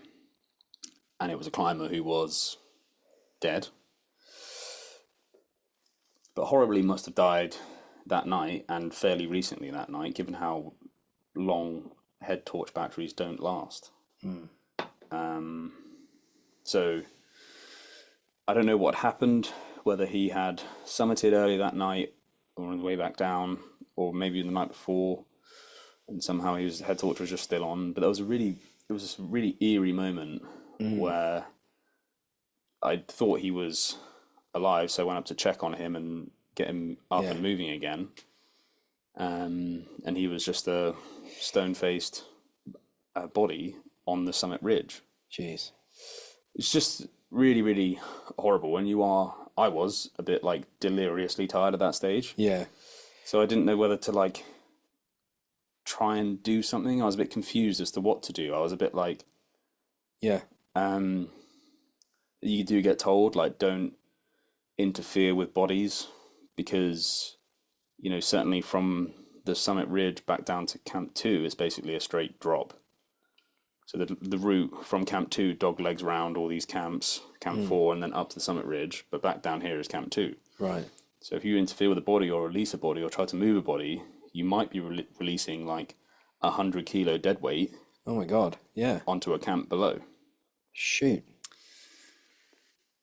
So yeah, really, the the judgment there was he's dead. He's on the rope. He's at least kind of secure. Yeah. I have to, as you kind of do when you pass people on ropes, is like carabiner past him Yeah. with one, and then carabiner past his carabiner again with the other, and then carry on. But it was so bizarre. It was really, Yeah. even the moment I was like, that was a fucked up moment. I didn't like that at all. Yeah. And even had this weird kind of feeling in the back of my mind that he definitely wasn't, but that he was still alive as I was moving off. And I kept going, like, almost turning back, thinking, surely not. Like, that couldn't have just been someone who died on the summit. Well, you're so delirious that you thought you might just be sat down or something. Or that I'd misjudged something, or that even, weirdly, that he was kind of, I don't know, this weird kind of, I don't know, tug in my mind was kind of taking me back to him, thinking I need to do something about it. Yeah. I guess that's just human nature, that you would want to do something about that in any normal circumstances, but where you are is not a normal circumstance. No, absolutely not. So, yeah. There's something about the head torch being on that is really, something more eerie about that. There's something spooky about it. Yeah. Yeah. It was like, that's a sign of life. Yeah. That they're up and moving, and you would think it means a good sign. Yeah. Yeah. So that was really horrible.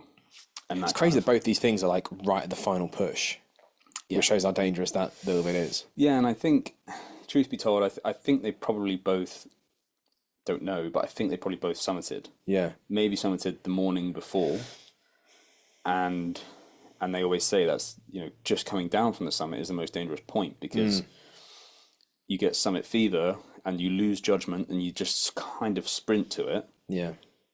You lose your discipline about like oxygen or kit and equipment or gloves or whatever, and you kind of don't leave enough in the tank in whatever regard to get yourself back down. Yeah. So that's pretty crap. And it's like you feel for them because you're in the same summit fever emotions getting up there. But anyway, about 20 minutes later, eventually I do drag my carcass up this little ridge to the summit, and clip into a little rope that is, or like a little harness point that is up there, carabiner into that, and collapse flat on my back on the top. That's really cool. Yeah, and have a moment where, oh my God, I've done it. Yeah.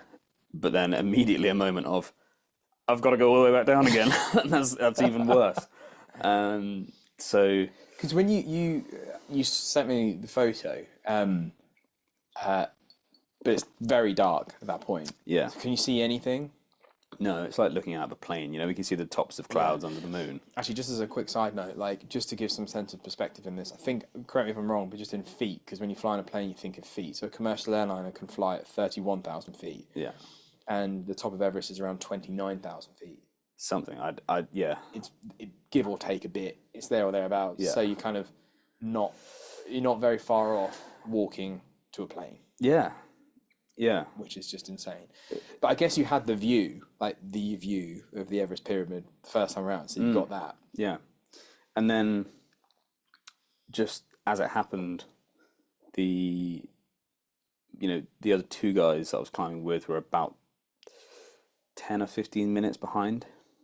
And I think the temperature on the summit that evening was like minus 35, minus 40 with wind chill.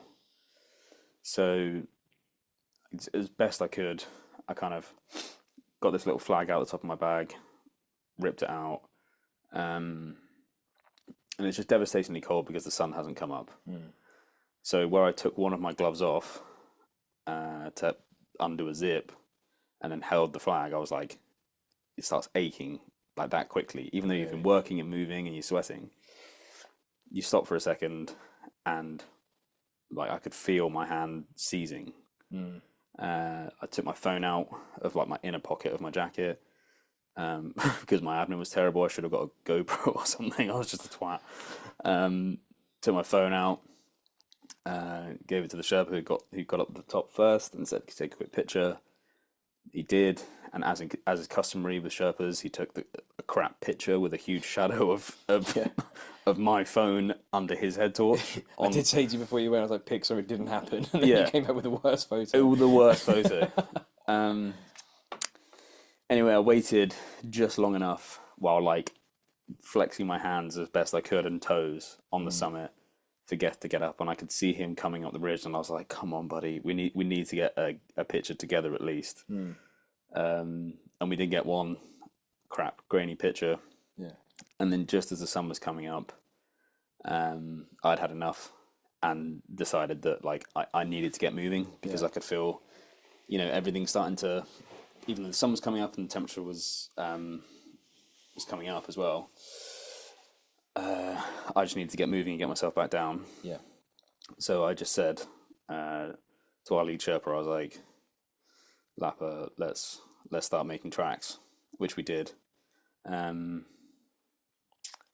was one other moment of like death, which was the night before. The British guy. Yeah, he had a really. It was a really nasty episode on essentially this summit ridge. Is this the one where there's photos? Because I think I've seen the before and like Sorrel, my wife, showed me before and after photos. There's like people there on a ridge, and then the next photo, there's not, and there's a hole in the ridge. Yep. So I think where there'd been bad winds the days leading up to that, they'd built up a snow overhang called a cornice, which is really dangerous because you don't know where that overhang is exactly or where the firm ground is. So everyone kind of treads lightly through it. But if that snow goes, you're just relying on... Sorry, if you're moving laterally at any point, it's easier to just have a carabiner on this rope between two fixed points. So that's your sort of closed safety loop. But where these guys were on this ridge, and there were probably too many of them on that point at one time on an overhang. Don't know what time of day it was, but it might have been, getting warmer, so things are less stable. Or too many people had gone over it that day for it to be stable. But that bit of snow was basically a mini avalanche from the top down. Right.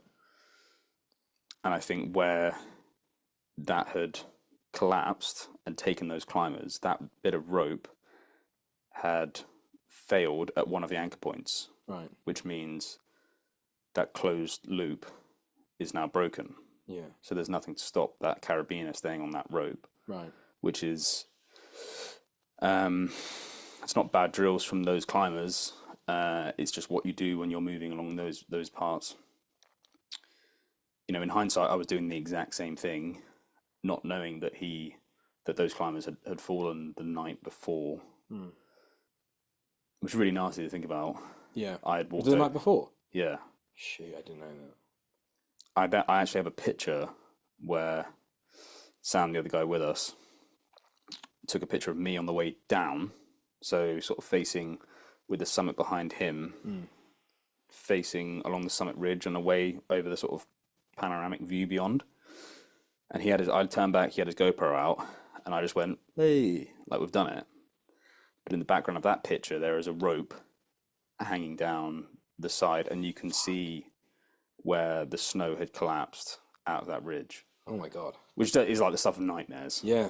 And so sad that it happened to this Brit, who sort of would have been fairly near us in base camp. Sounds like an awesome guy, like CrossFit gym owner, like by all accounts a lovely bloke, and just out there, trying to live his dream, and he got super unlucky. So just luck. That's just terrible luck, and that's part of the risk of it, I suppose. Just going back to the summit for a second. So two questions. How big is it? I don't know. Like the size Probably of a like- double bed, or the size of a... Probably the size of a double bed. Okay. Yeah, like a mound around that size with prayer flags in it from over the years. Yeah. And like the feeling, was there like emotion when you were up there, or was that more when you came back down? Were you just absolutely clapped when you were at the top? There was a little moment of like, Holy shit. take this in because this is it, and you'll only be here once in your life. Yeah. This is incredible. Yeah. And I suppose through vanity, I was like, I am now a person who's climbed Everest. Yeah. Whether I die on the way back down, Yeah. I'm now a person who's climbed Everest. I was like proud in that moment, but then knew, acutely the dangers at that point. But knew that, and they always say that the most dangerous bit is the down climb. Yeah, I was going to ask about this because apparently the descent is much more dangerous than the. Yep. What is that? Just through fatigue, or is just the actual motion of going down is harder on the legs or something? I think a combination. Okay. It's one is kind of switching off, so you get a bit. Complacent. Yes, Yeah. I certainly did. Like you probably take too many steps on not stable enough ground because you're just trying to cover the ground to get down. You've been doing it for so long that you do just get complacent doing anything. Yeah.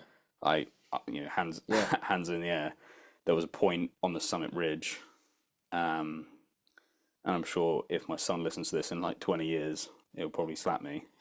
But there was a point where I was really tired as well, where Sam was behind me and he said something to me from about 10 meters away, but I was like not clipped in on the ridge. And he started speaking to me and he sort of like, I can't remember what we're talking about, but for about like 2 or 3 minutes, I was just stood there completely unsafe on the summit ridge. And he was just like, you might want to clip in. And I was like, oh yeah. He was like, you maniac. It's so stupid. But I think you're just really tired, a bit elated. Yeah. Just desperate to get home and get down and everything, get down safe. Which in the end we did. We made our way back down to Camp 4. Couldn't tell you what time during the day. It was just that afternoon. We just got into Camp 4. Boiled up some water, had some hot juice, kind of recuperated as best we could. Every fibre in your body wants to stay at Camp 4 and just suck oxygen, but you can't. You have to keep moving because you have to have enough to get back down. So that's what we did. We sort of stayed there for about an hour. Just took the weight off the feet for a bit. It's quite brutal, only an hour, but after all that. Yeah, it's just because you wanna get moving as soon as possible and get down as soon as possible for a number of reasons. But really, oxygen being a key one. But just to sort of paint a bit of detail, it's like very, very tired, very, very dehydrated, very, very fed up. Everything kind of aches and hurts and your joints hurt. Everything's inflamed. Every tiny little niggle that you might have had at one point in your life seems to flare up again. Your ankles are killing, your feet are absolutely on fire. I think you kind of like wear through the fat pads. Right. Like people who do a lot of marathons don't have any fat on the bottom of their feet. Unfortunately, I had loads. But your feet are incredibly sore. So I think it's just like really down to the bone in your big mountaineering boots. But anyway, stayed there for a bit, cracked on back to Camp 3, went straight through Camp 3 and back down to Camp 2. So another mammoth day. Went all the way from the top to 2. Yeah. Bloody hell. Yeah. And when we did, Sam and I, Geth was a little bit behind us because it's how hard it is. Geth's Sherpa, the Sherpa at the rear of our pack, was flagging. He was exhausted. So Geth was kind of with him, helping him down. But Sam and I got into this tent, and at Camp 2, our little chef, who was a great guy, he used to be a Sherpa, but just too old and fed up with it, so he's now a little mountain chef. He came in and he was like, "Oh, congratulations!" I was just like, "Cheers, buddy." Like I couldn't muster the energy to kind of get up and hug him. I was just like on the deck. Yeah. He was like, get up, you'll get cold. I was like, bro, just leave me. Just leave me. I'm gonna spend some time here. But eventually sort of muster the energy to get yourself sorted out and get the boots off and do the admin that you need to do, which I suppose it sounds really cheesy, but it's like where being a soldier is really useful because all throughout training and experience in operations, it does get drilled into, and you learn the importance of the devil's in the detail with the small bits of administration. Yeah. So having the discipline to know where your clean pair of socks are and change them when they're wet is the difference can be the difference between getting frostbite and not. Yeah. Or having the discipline to, I don't know, brush your teeth when you just can't be fucked, and everything stinks anyway. Yeah. But you know, just those little things will prevent you from getting like a minor infection in your gum. Yeah. Do you know what I mean? So Yeah. that was like really like, it's cheesy, but the training kicked in, and you do take care of yourself. It's just drilled into you. So we did do that. We recovered, and then the next day made our way back down through god awful icefall. Fortunately, there was like no one to be seen. This was like end of season stuff. The place was empty. It was a bit like walking through a ghost town. Finally, crest over a hill and see base camp in the distance. Still takes us like 3 or 4 hours to get down and get there, but get to base camp, and our base camp manager and little team that were there come out to greet us with a beer and the sort of Nepalese throws they put around you. Yeah. And that was a magical moment. Yeah. Where me, Geth, and Sam had got back down safe. Yeah. Officially safe. On terra firma with a beer in hand. Not having the energy to do anything about it, just beer in hand and a wry smile that said like, "Hey, we've knocked the bugger off," as they say. Yeah. And we've finally done it. And now the relief, I suppose, the overriding emotion at that point was the relief that the whole X-bed was actually a success story and not a nearly did it but got weathered off story. Yeah. So almost, solace for the rest of the team that got to the South Summit and got weathered off. Yeah. It's kind of just like confirmation from them as well that had it not been for a bad luck and a weather change, that they would have summited. Yeah. And ultimately, they did climb the second highest mountain in the world, which is the South Summit of Everest. Yeah. They just didn't get the luck to make it on the day. Yeah. And so then you're at base camp. How do you get back down to Kathmandu? B3 helicopter again. Yeah. So pack up everything. How long were you at base camp for when you get back there? Weirdly, just like an hour. Really? Yeah.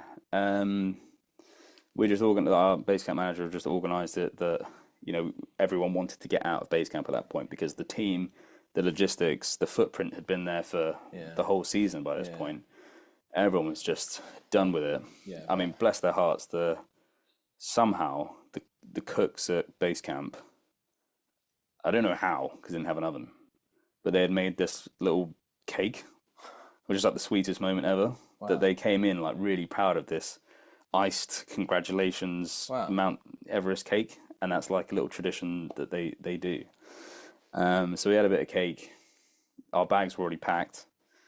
So like, win or lose, we were going to go home that day anyway. Yeah. And basically everyone was like, the party was closing. Everyone was starting to close down. And we got on the heli with, like covered in our bags and grips and stinking with a beer in hand. That's a pretty cool moment. This the coolest moment ever. Yeah. The helicopter rides are terrifying. Yeah. Because they just about have enough engine to like get over every feature, and they get blown around like flies in a blizzard. But you just don't care at that point. No. And you're just relieved. I'm just like, I don't have any more nerve to give anymore. Yeah. I can imagine that being the case. Yeah, I was like, if we crash, I don't care. I'll just close my eyes and take it. If he dies, he dies. If he dies. If I die, I die. Would be a bummer to like die on the way down. That would be a kick in the nuts. So yeah, got back down to Lukla and then a helicopter on from there. But yeah, one of the highest highs. Following a pretty low the first time. And I guess like just feeling that oxygen as well, and then you go back into Kathmandu and chill in a hotel for a day or two. Yeah. Because I saw you show me a photo of your face, and it was full crackhead. You look like this is a cultural reference because I feel like this is really like a time capsule. Yeah. But like show your son in 15, 20 years' time, he's going to have to Google this person. Google still exists, but you look like super hands. Yeah. Google super hands. That's what your dad looks like. Yeah. Like, Yeah, it's literally. it's like, fucked. And you told me that you didn't take a piss for 2 days. Yeah. Yeah. Like, that's Yeah. just, I mean, even that to like anyone is unthinkable, but is a tiny fraction of Yeah. the whole experience. Yeah. And there are like so many minor details that I suppose with the fullness of time you start to forget.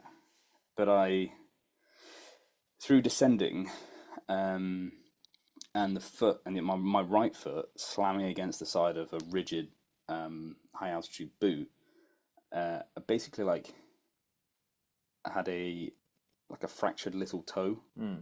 So it's just the most painful thing, and you're like walking around Kathmandu for the next 3 days, like limping around, and toes were numb from like nerve damage and the cold. Hands the same thing, kind of nose and ears the same thing. Like nothing, everything just hurts for days and days and days, and you know, it's not like I kind of wish I had, but it's not like we went out and Party. ordered like sparkling champagne bottles in Kathmandu. We just didn't. You barely have the energy to get out of bed for like meal times. Yeah. And we're just in this, you know, relatively reasonable hotel, where you just kind of decompress, have, you know, the luxury of a bed and your own room is heaven, and you're just catching up with loved ones and talking to people. But and then kind of rounding it off, like, how was Holly, your fiance, throughout all of this? Like, was she, how did she deal with this? to be honest, she was incredible throughout, and actually instrumental at one point where, after our first summit push and our return and that sense of failure in the moment, we got a load of messages from like top brass in the army and loved ones. Really? Yeah, saying no pressure, just come home. Yeah. You've done really well. Yeah. You've given it your best shot. Let's just get everyone. You know, let's just Come out. yeah, take it for what it's worth. Be proud of the effort, but all that. But you know, and from friends and family, that was the messaging I was having, which is just like great effort. Glad you're safe. See you in a bit. Yeah. And actually, Holly was the one person, even with one in the oven, that encouraged me to go again, which is pretty remarkable, considering, yeah, there's, you know, clearly understood the danger and the effort, and I was in contact with her most of all when I was up there. That's pretty incredible. Yeah, it's pretty Well, big. more than pretty incredible. Yeah, in hindsight, from her, it was a pretty huge deal, and showed me that she like understood me and supported me and loved me no matter what, despite probably her being at more risk if something went wrong. Yeah. So that was a pretty amazing thing from her, and pretty lucky to have her in my corner. Yeah. Throughout that, because it was kind of her words that said, you come this far, it means everything to you at this moment. I'll still love you if you come home, but I think you should go again. Really? Yeah. So it was like, yeah, pretty amazing. It's a pretty strong message to send, isn't it? Yeah, and it was really touching, really moving, and means a lot moving forward. So Yeah. yeah, It's pretty incredible. And then, I suppose, kind of final things, like, what was it like coming back into the military and stuff when you got back? Was it like get on with a day job, or was it hero's welcome, or somewhere in between?